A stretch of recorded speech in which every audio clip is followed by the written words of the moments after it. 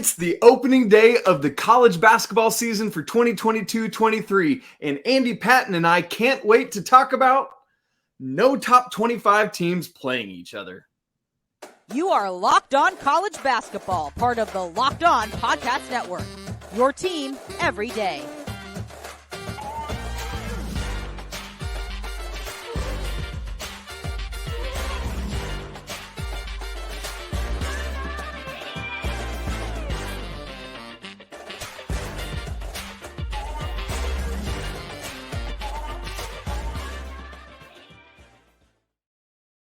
What is up? Welcome to the first episode of the Locked On College Basketball Podcast, a 5 times per week national college hoops show, part of the Locked On Podcast Network. I'm your host, Andy Patton, joined by co-host Isaac Schade. Today's episode is also brought to you by LinkedIn. LinkedIn Jobs helps you find the qualified candidates that you want to talk to faster. Post your job for free at linkedin.com/lockedoncollege. That's linkedin.com/lockedoncollege to post your job for free. Terms and conditions apply. Isaac Schade, we are so excited to be here, to be talking college hoops. We got a day of first games. I was going to say a great day of college basketball games. But we have a day. It's a day. There's a lot of college basketball being played, and that is fantastic. Nobody is not excited about the return of college basketball, but there's 25 AP top teams, and none of them are really playing any good games. What do you think about this? Yeah, Andy, this is wackadoodle, right? Like college basketball starts right on the latter third of the college football season, and so we're fighting for eyeballs. Yep. And so it's like, man, we need to have great matchups. And so what we've been saying leading up is that there's no good games on opening day, but I think there's going to be good games. So what I've been trying to say is there's no marquee matchups is the way I've been putting it. Like you said, none of these AP preseason top 25 teams play each other. So I just went in and I was like, let me see who they are playing.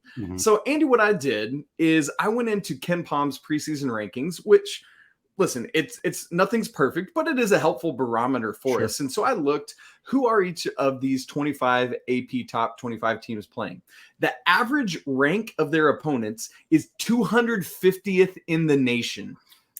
Absolutely awful, right? The worst ranked opponent is Baylor, is playing Mississippi Valley State, who's 361st in the Ken Palm rankings. And oh, by the way, Andy, Patton, how many Division I teams are there in college basketball? 362, three. So Baylor is playing the third worst team in college basketball.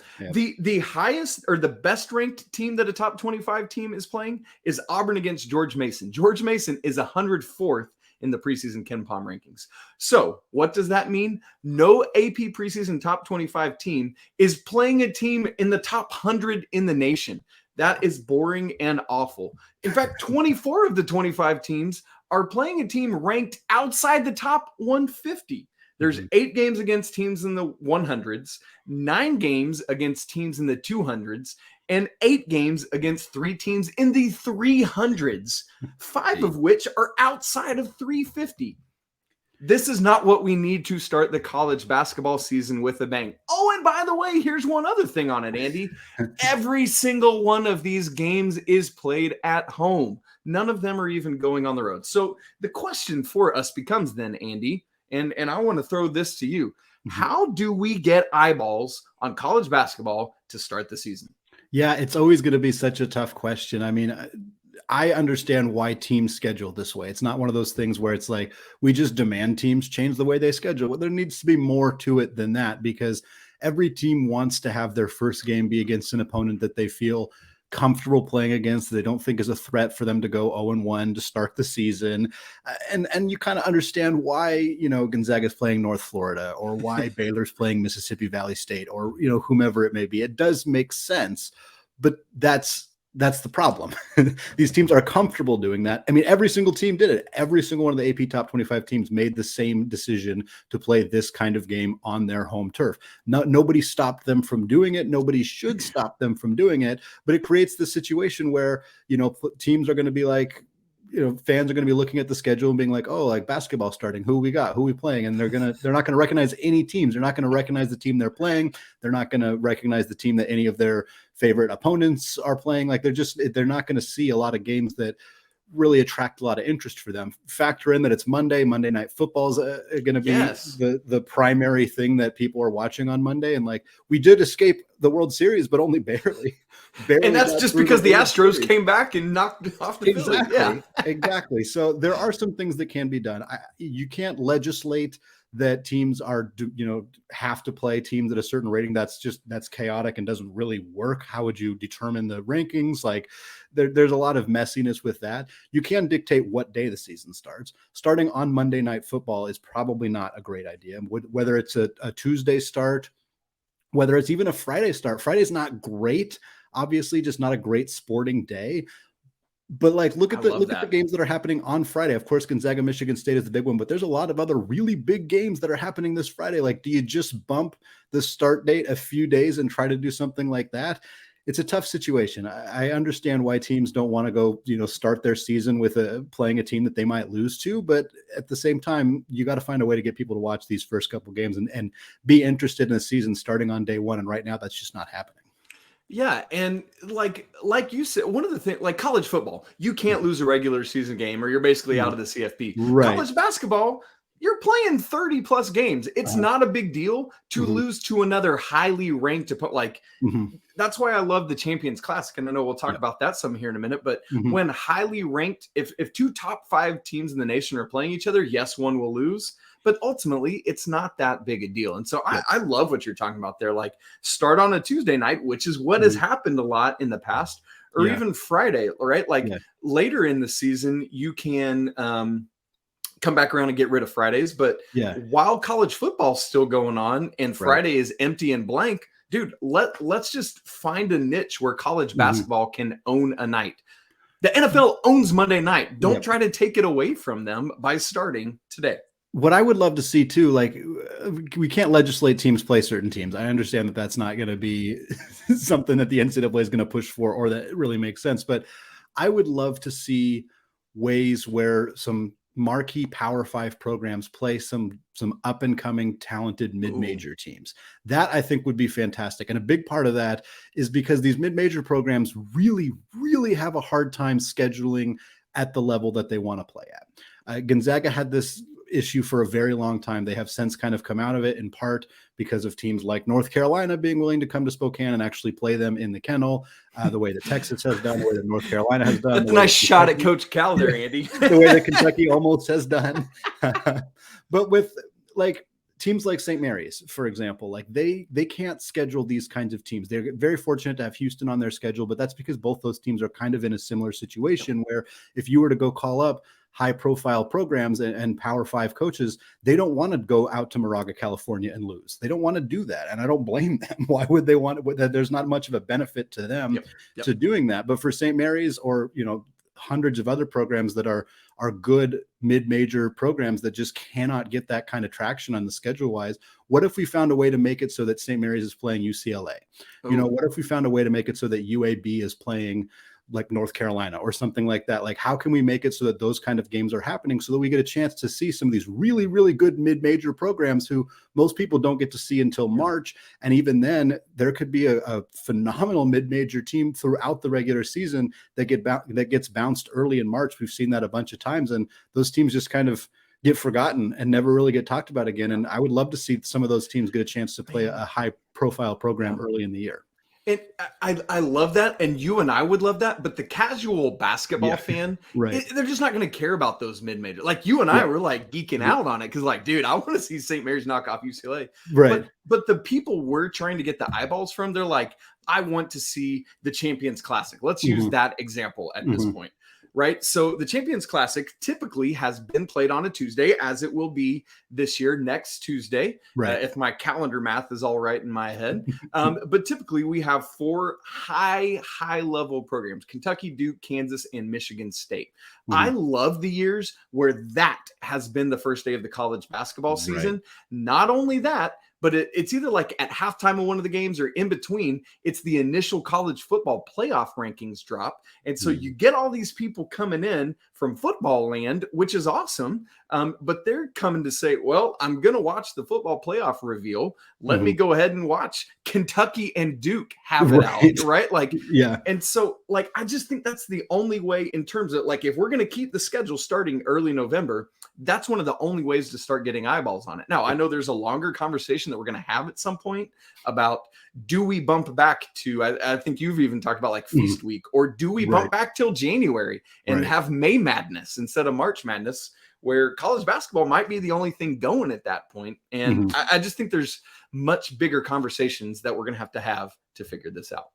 Yeah, I mean, you're maybe talking, you're competing with baseball, early season Major League Baseball in May, but like there's definitely some options there. I think the Champions Classic, being able to find a way to do that to start the season, get some eyeballs on the game, is absolutely something that the NCAA needs to consider, because this slate of games on a Monday, it's just not getting it done. No.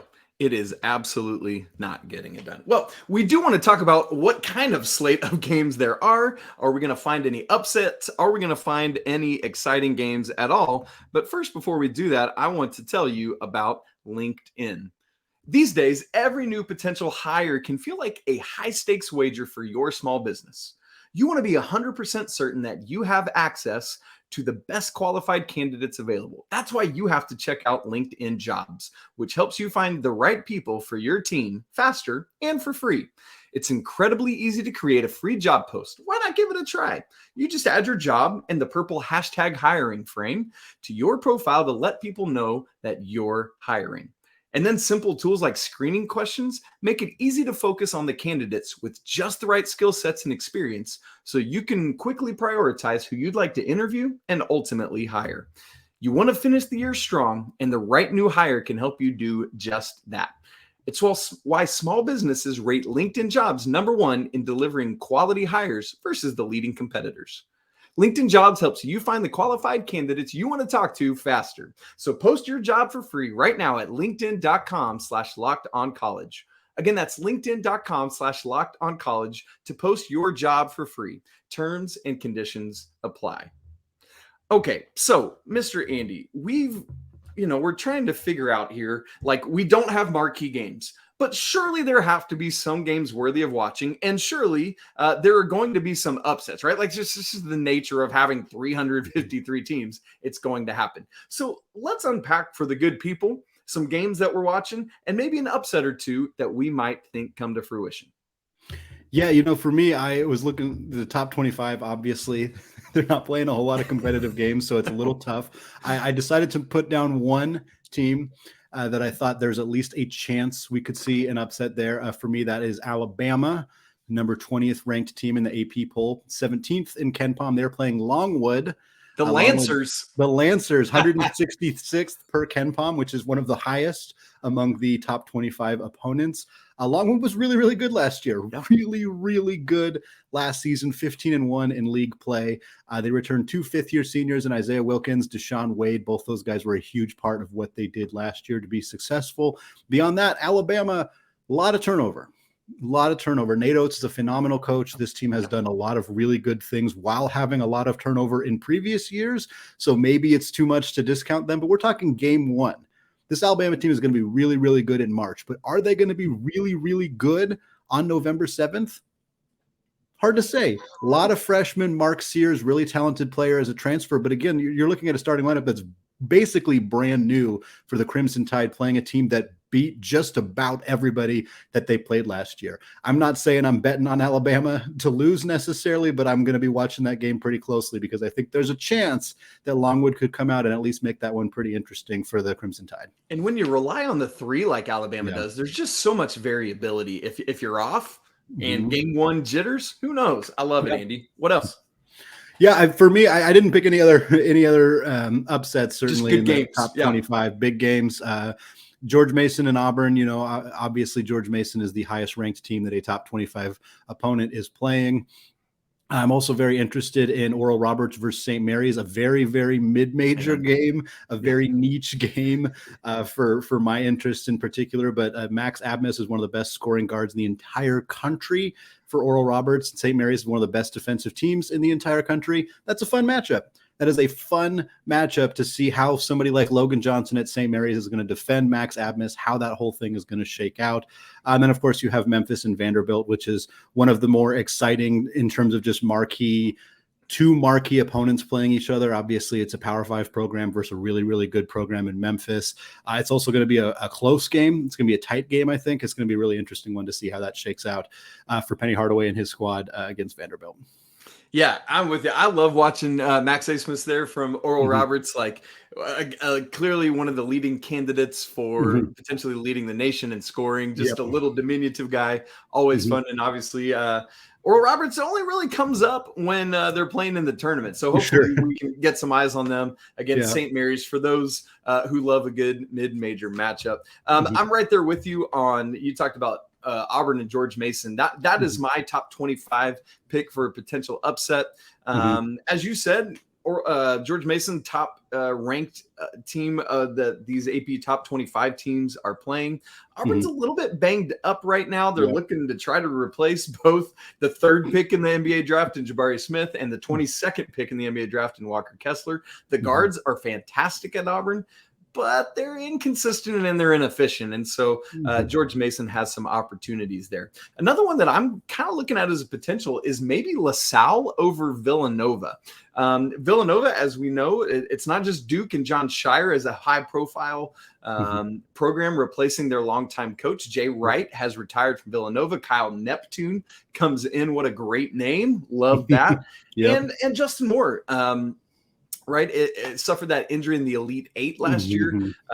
We're just not really sure when he'll be back, and so where does Villanova go there? So you're looking at LaSalle and what they maybe do. We've got a fun matchup: USC versus Dunk City, Florida Gulf Coast. And as you've noted in our Google Drive here, man, it's so cool. Andy Enfield, who's the coach at USC, came to fame there down in Florida at Florida Gulf Coast with that great run in the NCAA tournament. And so cannot wait to see these two teams go at it there. And so, man, there certainly are some fun matchups, and we expect to see some upsets on this day. Absolutely. I think there's going to be some good games. It's a full slate of college basketball games. There's rarely not good games in some capacity, just when you have that many teams together playing. It could be better. There could be some more marquee games, but at the end of the day, we're happy college hoops is back. We're happy that we get a chance to see a bunch of teams in action for the first time. And really, we're going to come back in the third segment. We're going to talk a little bit more about some of those games. We're also going to talk about the thing that we saw a lot happen this year, which is really the increase in secret scrimmages, and also at least in the case of Gonzaga and Tennessee, not so secret scrimmages, and kind of what that might look like going forward. But before we do that, I want to tell you all about BetOnline. BetOnline.net is your number one source for betting football and the start of the new basketball season. Find all the latest player developments, team matchup, news, podcasts, and in-depth analysis on every single game. And as always, BetOnline remains your continued source for all your sports wagering information, with live betting and up-to-the-minute scores for every single sport out there. The fastest and easiest way to check in on all your favorite games and events, including MMA, boxing, and golf.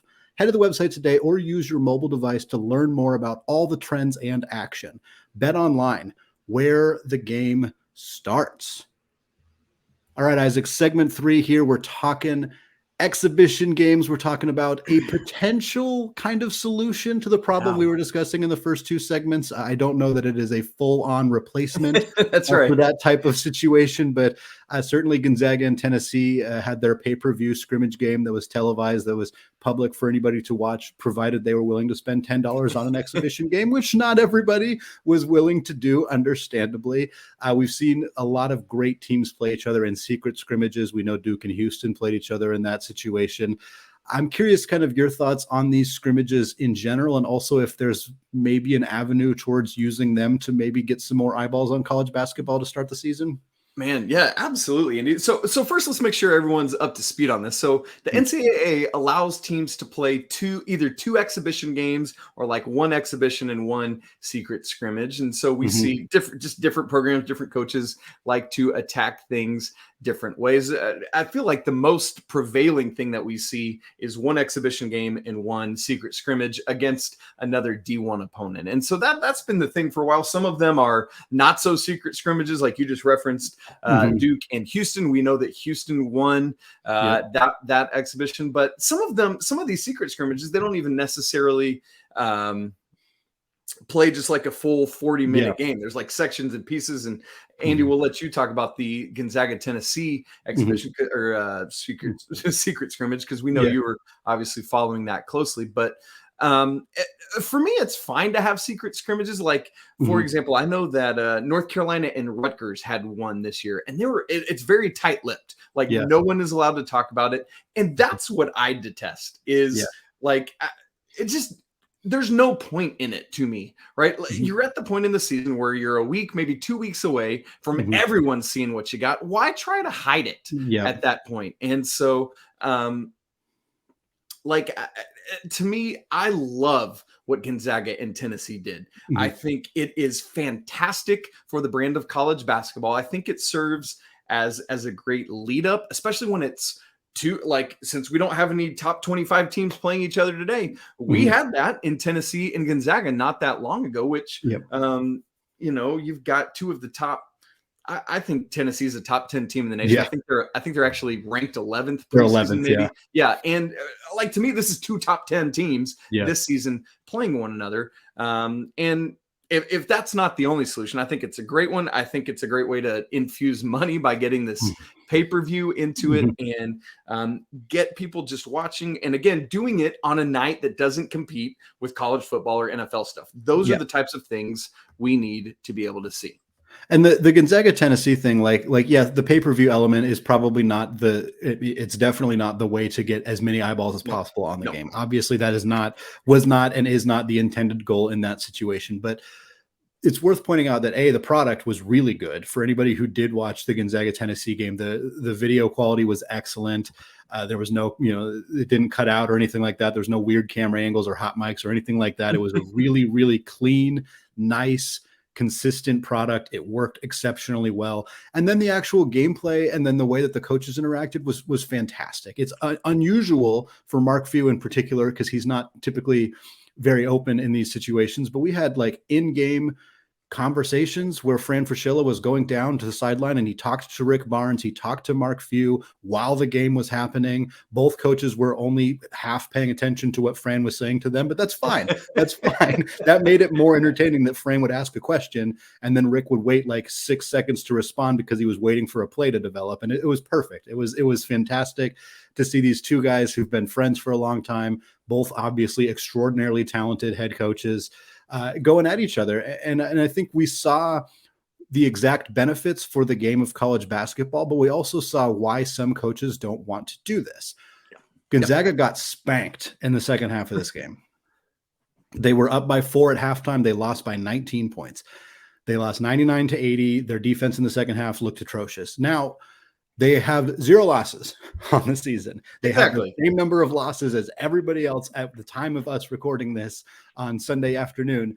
They have the same number of losses, but the impression that people who watch that game have of this team has changed. And in some cases, that's maybe not terrible. Some of the concerns that people had about Gonzaga, namely their lack of rim protection and some concerns on their perimeter defense, showed up in a significant way in this game. Those concerns are not gone. It's not like, oh, well, the game didn't count, so I guess it just doesn't matter. They're still there. They're still prevalent, but they would have been visible in Gonzaga's first game of the season, regardless of whether we saw them against Tennessee or not. That kind of goes to your point of like, look, you're going to see this stuff anyway. There's no point in hiding it a week beforehand. And like in the Duke Houston situation, like we didn't see the tape, but we heard that Duke shot 2 of 17 for 3.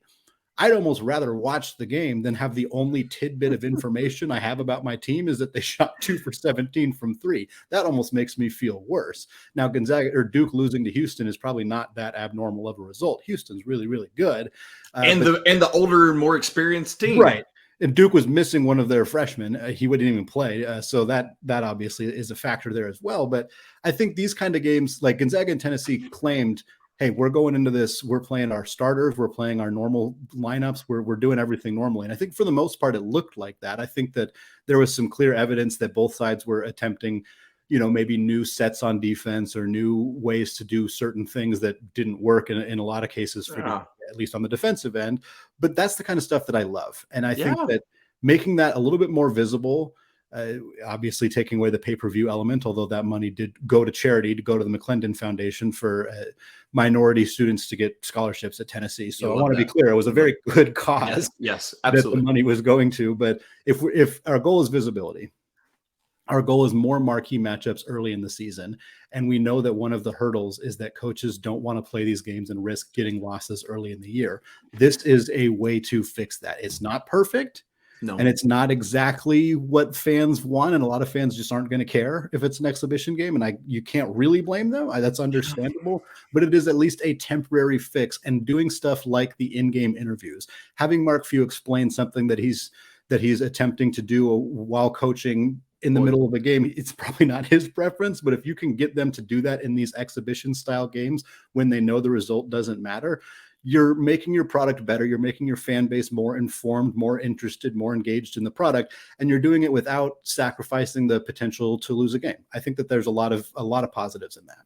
Yeah, and we've got to figure out, like, why is that hesitation from coaches a thing? Like, it's almost like they just don't get, like, hey, yes, you want to put the best public facing view on your team that you can, but like, you have to be okay with taking an L against another premier team. Like, I don't know if that means we got to find better ways to educate fan bases or the national basketball fandom of, like, hey, it's okay to take a loss against another program because it's not, again, like we said earlier, it's not college football. You're going to have opportunities. And so, I mean, maybe there's even opportunities like, what if we got some kind of tournament-y, round robin-y, like, here's an example I'll use, and then I'll let you take it from there, is like the local high school football team where I live is fantastic. And they do what's called a jamboree. And there's 3 other schools that come in, and they just take turns kind of scrimmaging each other for like a quarter or whatever it is. And it's just like this round robin thing where everyone gets an opportunity to try stuff. Like you were talking about different lineup combinations. Andy, what might something like that look like? And how might that draw in even more people? Yeah, it'd be interesting. I would wonder how willing teams would be to travel for a situation like that. Like Gonzaga went all the way to Texas to play Tennessee, but they didn't go all the way to Texas to play Tennessee for a quarter and then play 2 other teams for a quarter. Like they went there to really legitimately play this team. Now, there were some other factors as well, like the fact that the athletic department met with Big 12 Commissioner Brett Yormark while they were down there. That's the kind of thing that we didn't know about at the time, but we know more about now. And the location was chosen specifically because it's the hometown of Drew Timme, which was a factor there as well. But I think for something like this to work, I think you would need to figure it out geographically and figure out a way for like could you get 3 or 4 teams that are located fairly close to each other? And like the Carolinas might make some sense. There's a lot of pretty good basketball in that area. You put 3 or 4 teams together in a gym, you let people come to the game, you let it be televised, and like maybe North Carolina scrimmages, East Carolina for a quarter, and then they scrimmage.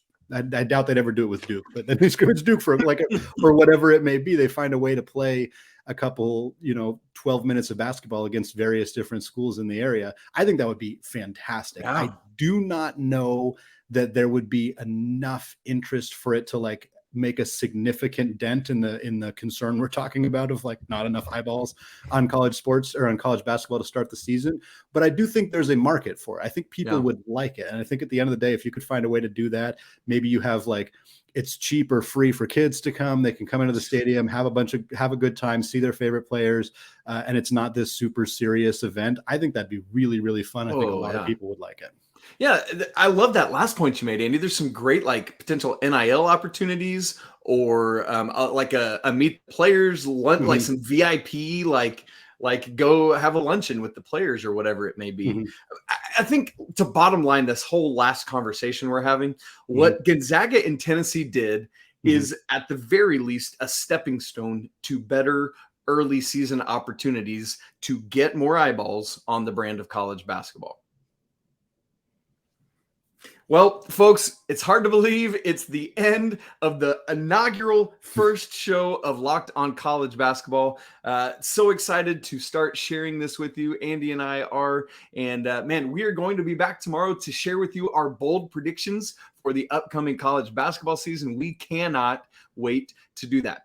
For those of you who are tuning in, we're so grateful that you're here. Please take a second, subscribe to the show. For those of you watching on YouTube, smash the like button, leave some comments on what you're looking forward to this season as well. We want to thank you for making Locked on College Basketball your first listen. For your second listen, check out Locked on Sports Today, the biggest stories of the day, plus instant reactions, big game recaps, and of course, the take of the day. It's available on the Odyssey app, YouTube, and anywhere else you get podcasts. Enjoy this first day full of college basketball. Man, I believe like Baylor tips off at noon. So enjoy a day full of games, and we'll be right back here with you tomorrow. Until then, peace out.